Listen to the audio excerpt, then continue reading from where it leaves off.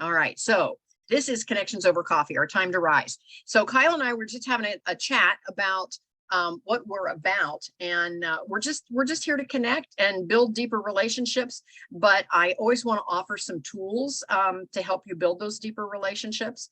And so the word rise, our time to rise, rise is an acronym that stands for in our lives in general at large is to reconnect is the R. The I is impact, how to make an impact on your world. The S, the S is storify. Now I know that's a weird word, storify. The author of the book, uh, Connections Over Coffee, Our Time to Rise, the author of the book, he actually created that word to storify, and it's to put your message into a story, and that's what we're going to talk about today. And then the E is to elevate just your world around you. So with that said, we've talked about reconnecting with our goals, our dreams, our vision, and then an impact. Once we reconnect, we can start making impact in those areas. But how do you storify? How do you turn it into your story? And the way I like to turn it into my story, and what I want to talk about today, is we talk about when you have a business, and I have a business, Kyle has a business. When you talk about having a business, you always talk about what is your vision and what is your mission statement? But I want to say that even if you don't have a business and you just life at large, you can still have a vision and a mission statement for your life, for, what you want to represent in this world. And so I like to start by having a word for the year. And last year in 2021, my word was gratitude. And in 2022, my word is giving. I wanted to give more. So giving was my word. And so with all of that said, I had to think about, well, what is my vision? Well, my vision, again, is what RISE stands for. I wanted to reconnect with the things that really matter. I wanted to make an impact on my world and meet people where they really are. Again, entering the conversation in their heads and not making them enter the conversation in mine. And how do you put that into a story so that you can elevate all of the folks around you? And so the way I like to storify is once I have a clear vision on what my mission statement is, and my mission is to give more. And I focus on that word for the year. So everything that I do, I try to bring it around my word for the year. And so whenever I have a crossroads in anything that I'm doing, let's say you're just in line at Starbucks and somebody behind you is kind of pushing a little bit, and your first reaction might be like, what's his problem? I was here first. But because my word is giving, to give more, I might say, would you like to go on ahead of me? Because maybe that person is in a hurry, and because I'm not punching a time clock these days, I'm not. And maybe it makes a huge difference in their world for just that day that they were able to go faster in line. I don't know about you, but I've been there when I had to punch a time clock and had to be somewhere at a certain time. And you just, you want that cup of coffee, or you stop to do whatever. And all of a sudden it's kind of like, why is the line so slow? Why am I in the slowest line at the grocery store when I'm trying to get to the birthday party? And I just want to pick up, these cupcakes, and I just can't get through the line. And wouldn't it be wonderful if someone said, you seem to be in a hurry, go ahead of me, it's fine? Wouldn't that make your day? And so I tell myself that story, and it's the stories we tell ourselves. So I tell myself that story is, once upon a time, I use the Disney version, once upon a time, but then I discovered this, and now I can be this way. And so I try to do that. I try to say, once upon a time, I was that person that was always in a hurry. I'm just using this as an example. And that I was always that person thinking, why can't this line go faster? I've got to be somewhere. I'm just so stretched, so thin. And, again, I was a single mom working 2 jobs.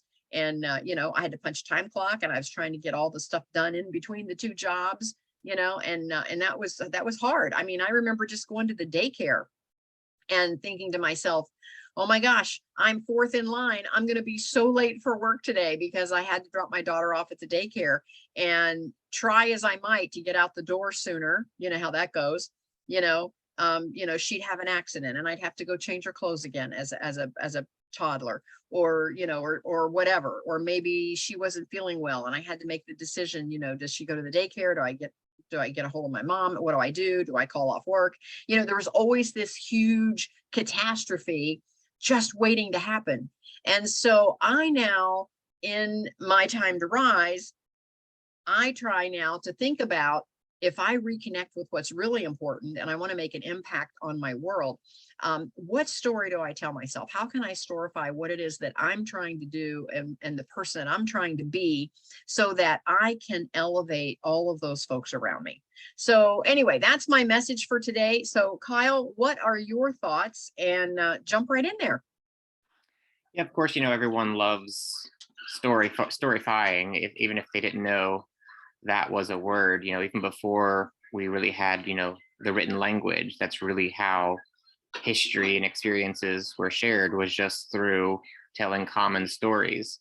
So I mean, storytelling, goes back to like literally the caveman days, the finger paintings on the walls. And I read a book by Tony Robbins last year, and he talks about, storytelling. And what he talks about is people tend to replay the negative stories over and over in their head, but not the positive stories. And so he talks about taking time to reflect and appreciate the good things, as much as we tend to hearken on the negative things over and over again. And he pointed out that, you are in control of replaying that story in your head. You can pick and choose which stories to ruminate on and which stories to try to forget. And you do have that power. And so it's nice to remind yourself of that once in a while. And I do yoga almost every day. And at the end of the yoga session, they always talk about, doing a little meditation and reflecting and trying to reflect on the positive things, to try to keep your mind focused on the positive aspects of the story. So yeah, definitely. I totally agree with all of that. Well, I love Dan Miller, and he's written several books, and he talks about having a personal mission statement. So I don't know if you've ever thought about having one, but a personal mission statement, this is Dan Miller's words, it defines who you are as a person and identifies your purpose, whether that's in the office or simply in life. It explains how you aim to pursue that purpose and why it matters so much to you. So he is an author and he's a career coach, Dan Miller. He says a good mission statement should include three things: your skills and abilities, what you like to do, your personality traits, which is how you operate, and your values, dreams, and passions, why it is that you want to excel. And so that's it. It should just be 1 or 2 sentences long in simple terms, and exactly what you're all about without any principles tacked on. And so why is it useful? Whether you're a stay-at-home parent, store manager, college student, business executive, truck driver, crafting a personal mission statement will serve you well in life, and everyone should have one. Kyle, do you have one? I mean, not articulated in such a way, but I think everyone kind of has, that kind of little voice in their head that helps them analyze, each situation. I love the concept. I will sit down and put pen to paper now, but I haven't yet to date. Well, it says that it says how to write a personal mission statement. It says once they're written, personal mission statements seem simple, but if they're well done, they require a lot of effort to create. And I can see that, because it's like, what do I put in this? It says, so take some time to think about and write down how each of Miller's 3 areas apply to you. That lays a good foundation for crafting your mission statement. So think about your life principles and goals. Why did you set these goals? And again, mine is to give more. So I have to think, why did I set that? So how do your goals make you a better person? The mission statement should answer these questions in 50 words or less. So try to get to the heart of who you are and exclude unnecessary details. Don't worry if your statement doesn't mirror someone else's. Every statement is different, because no 2 people are the same. And then put it to use. Once you've written your mission statement, start using it, frame it, put a copy in your home or your home office so you see it often. You want to surround yourself with your own positive attitude. Not only should you live according to your personal mission statement, but it's also important that others know about it as well. You want people to know you're going to live up to what you wrote, so spread the news. Accountability from those closest to you will help you stick to it. Now, examples. Speaking of letting people know, they talked about Dave Ramsey a little bit in this article. Ramsey Solutions mission statement is posted throughout the building, and every team member is required to know it like the back of their hand. It's why we exist, and it goes like this. We provide biblically based common sense education and empowerment that gives hope to everyone in every walk of life. Now that's the Ramsey mission statement. So they're putting together common sense education, and they want to give hope to everyone with the common sense education. But that's a business mission statement. So here is some personal ones. Here's from a successful CEO in business. It says, to be a teacher and to be known for inspiring my students to be more than they thought they could be. That's Oprah Winfrey's mission statement. To be a teacher and to be known for inspiring my students to be more than they thought they could be. Here is one, to have fun in my journey through life and learn from my mistakes. That is Sir Richard Branson, founder of the Virgin Group. Here is one, to use my gifts of intelligence, charisma, and serial optimism. I like that, serial optimism, to cultivate the self-worth and net worth of women around the world. That's Amanda Steinberg, founder of Daily Worth. And so here is a couple others. Here's a well-known nonprofit, to inspire hope and contribute to health and well-being by providing the best care to every patient through integral clinical practice, education, and research. That's the Mayo Clinic. Seeking to put God's love into action. Habitat for Humanity brings people together to build homes, communities, and hope. That's the Habitat for Humanity mission. And one last one is to create content that educates, informs, and inspires, and that is the Public Broadcasting System, PBS. So those are just some examples. So again, you see how short they are, short and sweet.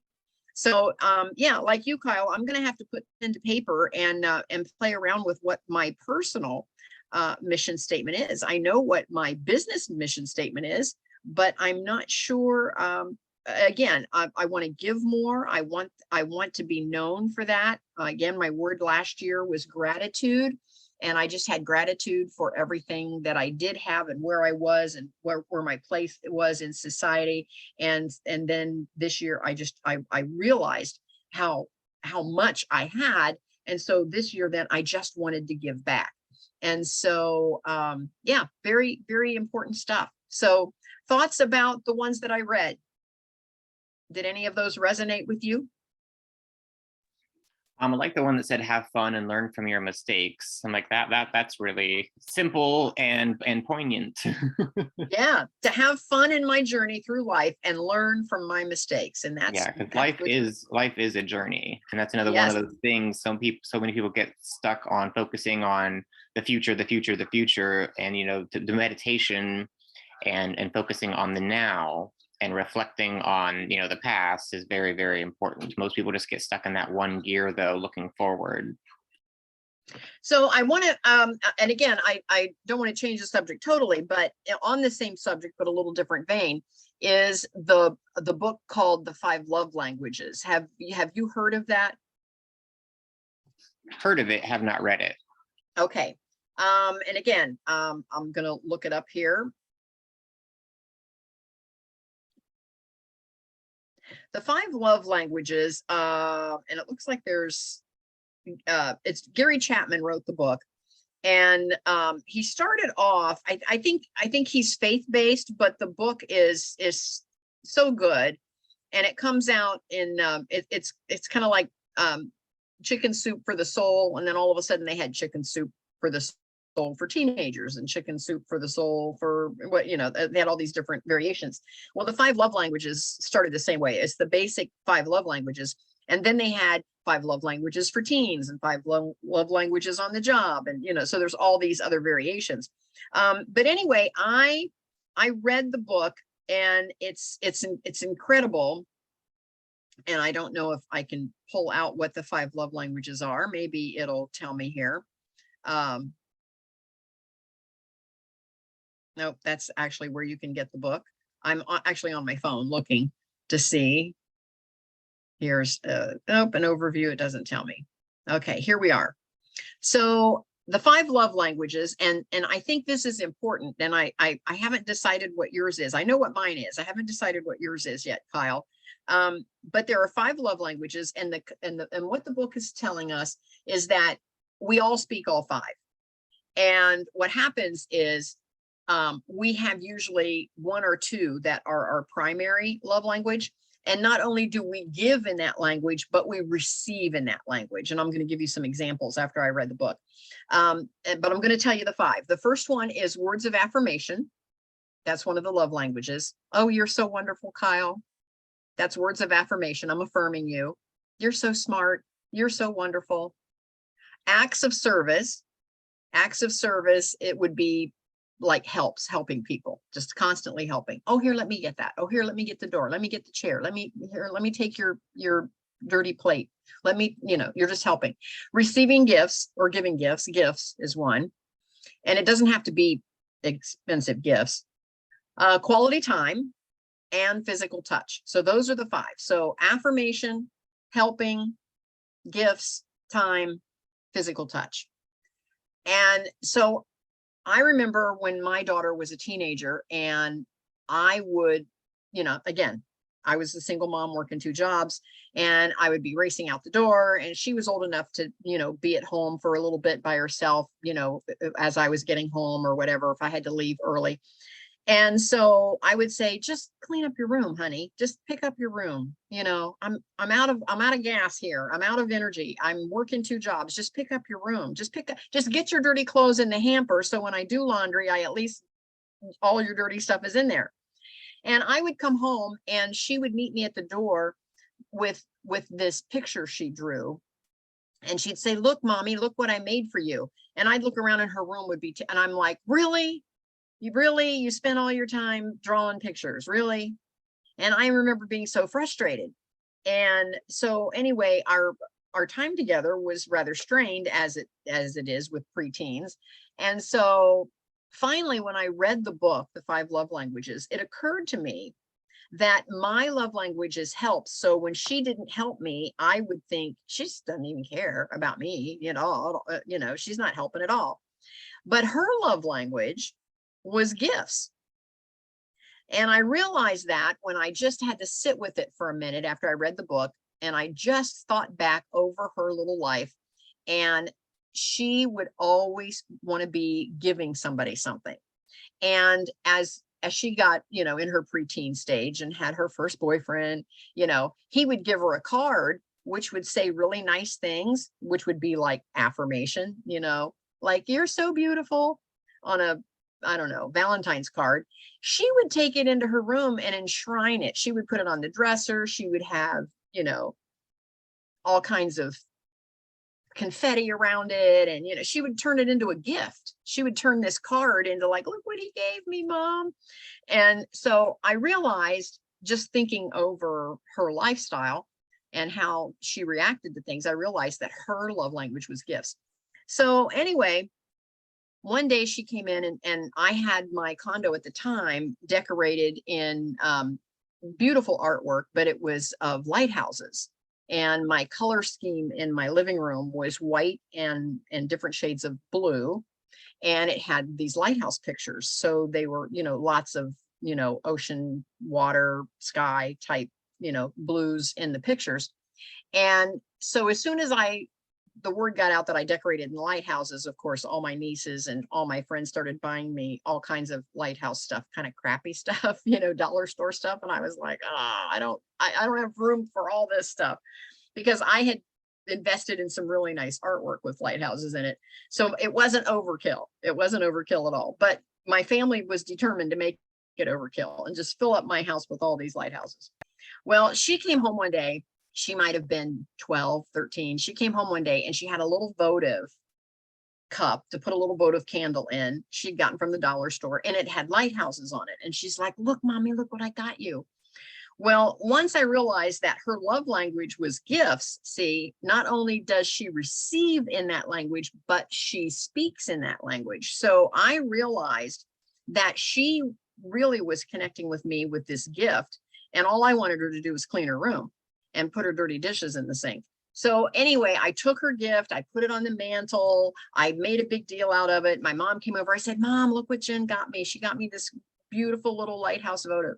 And my mom was like, oh, that's really nice. That goes really well in your living room. And so anyhow, I just kind of let it go. The next day I went to work. When I came back, the whole house was clean. Her room was done. The dishes were done. The vacuum was done. And all I did was I didn't even give her a gift. I just received her gift. But once I realized that that was her love language, the relationship changed overnight. Now, in the book, Dave Chapman claims that you can change a relationship. Just, we always say, oh, it takes two, everybody has to give 100%. He says you can change a relationship if just one of you understands love languages and you start speaking the other person's love language. He said you can change a relationship.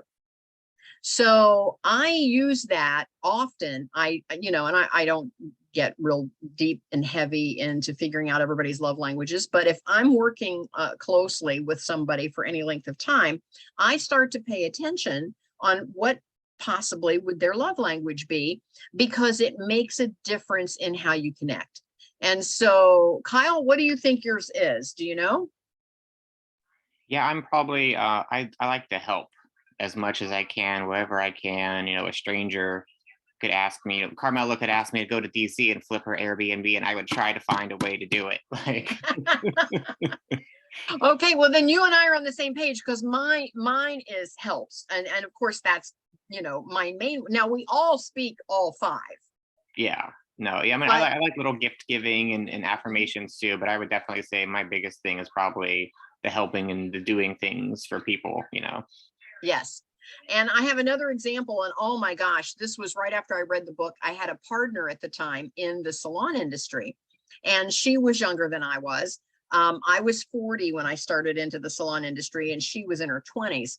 And she and I became partners, and she was in a relationship that didn't seem to be going anywhere. And so she said all along, she goes, if I don't get a ring by this Christmas, I'm over this relationship, because I've been in this relationship long enough, and I don't want to go on, forever just being the girlfriend, and I want to take the relationship to the next level. And so, he needs to get me a ring, and it wasn't about the ring. It was about taking the next step in the relationship. But when she would come to work, because she and I, of course, we worked together, side by side all day long. And she was always, and I don't want to say always complaining, but when she did have a complaint about her significant other, it was like, oh my God, because she had 2 children, and one, her second child they had together. So he was the biological dad. And she would say, he doesn't help me. She said, oh my gosh, she said, I'm trying to work all day. I'm trying to get the laundry done. I've got 2 kids. I'm trying to get the dinner out of the way. I'm trying to get baths. I'm trying to get their homework. I'm trying to get them into bed. And she said, and he just sits on the couch. And she said, and he just pats the couch all the time and says, come over here and sit with me. Let's watch the game. And she's like, really? I've got 2 kids and a household to take care of, and I've worked all day, and you sit and watch the game, and I do all the work, really? And so I'm thinking to myself, she's complaining that he doesn't help. I bet her love language is helps, because she started kind of resenting him a little bit, like he never helps me, he doesn't help me. So finally, they decided to go away for the weekend. And she's like, we're going to go away. We're going to go up to Put-in-Bay, away from the kids. We're going to spend a weekend together. And she said, and I'm going to make a decision about this relationship, because she said, it just doesn't seem to be moving in the direction that's going to work for me. So they go away for the weekend. And so all of us at the salon, we're kind of anxiously awaiting, what's the solution here when she gets back. So we all get back together again, and she walks in, and she's got this beautiful ring. And we're like, yay, he got you the ring. So yes, he heard you, and he was just waiting for the perfect time to give you the ring. And she goes, yeah, but I think I'm going to give it back. And we're like, what? All you've said is that you wanted it to go to the next level, and you wanted this ring, and now you're going to give it back. What's going on? And she said, well, we got up there, and she said, all he wanted to do is sit on this bench and watch the sailboats go by. She goes, I was so bored. She said, I thought I was going to lose my mind. And she said, I thought, do I really want a life of this? She said, he never helps me. And all he wants me to do is just sit. And all of a sudden, Kyle, this light bulb came on to me. His love language is quality time. Her love language is helps. That's what was wrong with that relationship. I needed to read this book, and I needed to read this book 10 years ago. Exactly. And I'm thinking, oh my gosh, this is all that's wrong with their relationship, is they're just not speaking the same love language. If she would take a little bit of time and spend some additional quality time. See, once she got to put in bay, all they did was spend quality time. He was totally thrilled to give her the ring. See, because she was sitting with him on the bench watching the sailboats go by. They were having quality time in his mind. But in her mind, she was like, I had to get home and get all this work done, and he's never helping me. So if they just understood that about each other, to where he could give a little and help her a little bit, and she could give a little and spend some quality time with him, I think the relationship would have thrived. But instead, it ended up imploding because they weren't speaking the same love language. No, and actually, I mean, if they were doing that, if he had helped just a tiny bit, that would have produced more of her free time to spend together. So actually would have been 2 birds, 1 stone kind of thing. Exactly. Or in my case, where I realized that my daughter's love language was gifts, had she just sat down for a while and said, I'd love to watch the game with you, and then been very clear, because I don't know, a lot of women try to like think that their guy is a mind reader, like he should know to help me, well, sometimes he doesn't. Maybe you should just ask him. So if she could have even said, had she realized all of this, if she could have even said, I would love to sit and watch the game with you. Do you think you can help me with the chores when the game is over? He would have probably said, well, okay, And so I think she could have changed the relationship single-handedly had she understood the love languages. And I think he could have changed the relationship single-handedly had he understood the love languages. But how impactful would it have been had they both understood the love languages? So anyway, Dave Chapman, The 5 Love Languages. I've added that to my reading list. And it's a simple read. It's not a very big book. It's a simple read, and just get the original basic 5 love languages. There's, like I said, it's now come out with the 5 love languages for teenagers and the 5 love languages for boss employee. I mean, there's all these variations, but if you just get the original 5 love languages, it gives you the concept of those 5 love languages. And I have a girlfriend in Florida, and I have just an observation. Sometimes you can observe I think her love language is gifts. And so every time I go to her house, I always take her something. It doesn't even have to be anything major. I mean, sometimes, I'll take her some stupid little trinket, I'll go to the drugstore to get something for myself, and then I'll just pick up a little something for her. And $5. It doesn't have to be major, but again, I'm speaking her love language. So when I show up with any kind of a gift, I can tell. She's always like, oh, for me, I can tell. She's just like melts. It's like, oh my gosh, Kathy bought me a gift, and then she's always trying to give me something. Every time I'm at her house, she's always wants to give me a gift. And she's like, here, I bought all these candles. Take one home with you. And I'm like, no. Well, here's what I learned with love languages. Giving in whatever love language is equally the same as receiving in whatever love language. So if she tries to give me something and I poo-poo it and tell her no, that tells her that I don't care for her. Even though I'm trying to be nice, like, no, don't give me your new candle. She becomes offended by that, because she really is trying to tell me that she cares about me. And so that's why when my Jennifer at 12, 13 years old gave me the little votive with the lighthouse on it, I made a big deal. Once I understood the love languages, I received her gift, because that's just as important as giving, as her getting a gift, as her giving one. And so I realized that also. I've got a little grandson, Corbin, and he's full of vinegar. And so every time I want to do something, he's like, I'll help you, Mama. And I'm thinking, "Ah, I could go a whole lot faster without him helping, like I'm trying to like fold comforters, it's a lot harder to fold a big king size comforter when you have a 10-year-old hanging on the other end of it. It's a lot easier if I just do it myself. But I realize, see, that helps is his love language. And it would be like a slap in the face if I told him, no, you can't help me. I can do it faster myself. You just go play with your cars or something. That basically told him, I don't love you. But he doesn't understand it. All he knows is he feels bad when he wanted to help me and I told him no. It makes him feel bad. And so I realize that his love languages helps. And so now I give him little things to help me with, or I'll say, hey, Corbin, come and help me with this. Oh, he about stumbles over himself trying to get to me to help me with something if I ask him to help me. Because see, him helping me and me letting him help me speaks volumes in the relationship. So what are your thoughts on that? I mean, I do like that idea. When I had roommates, they weren't, as clean as I am. So once in a while they would try to surprise me. Hey, look, we cleaned the house. It just, which always did make me feel nice too. Just after they went to bed, I'd have to go around and get the corners that they missed. But yes, thank you. I appreciate the gesture. But again, it made you feel like they cared about you. Right. Because they made an effort, and so you're thinking, okay, they really do have me on their radar. They really do care about me. It may not be to my standards, like Corbin folding the king size comforter. I might redo it once he goes home, but I let him help me because it speaks volumes that he's trying, to let me know that he cares about me. He wants to help me. And so I just think it's so important.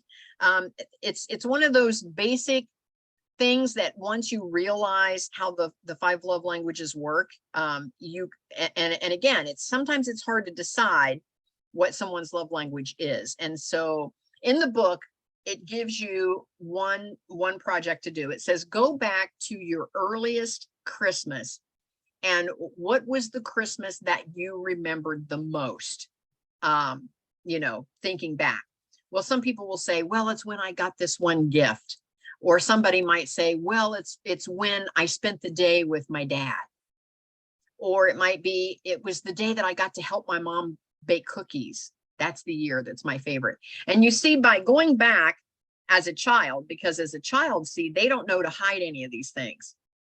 And I think as adults, we start to get a little convoluted in all of those.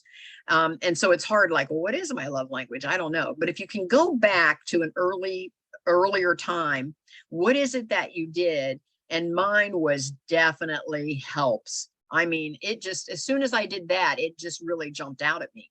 Because I remember as a 12-year-old, I recognized that my mom and dad were both working, and I was just at that age where I could get off the bus and be home for about an hour before they got home by myself.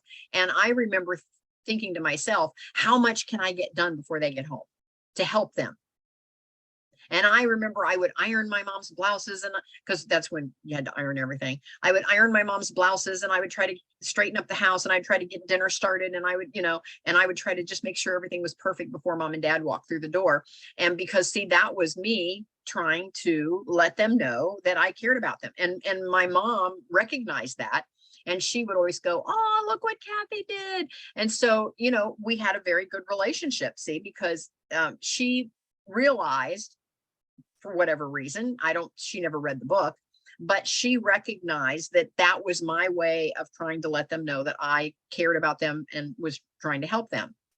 And so I remember, again, I thought, okay, helps has to be mine. And then I remember the Christmas that I remember the most was when I got to help my mom bake Christmas cookies. And because we were really tight on money. My mom was a factory worker. My dad had back surgery and wasn't working at the time.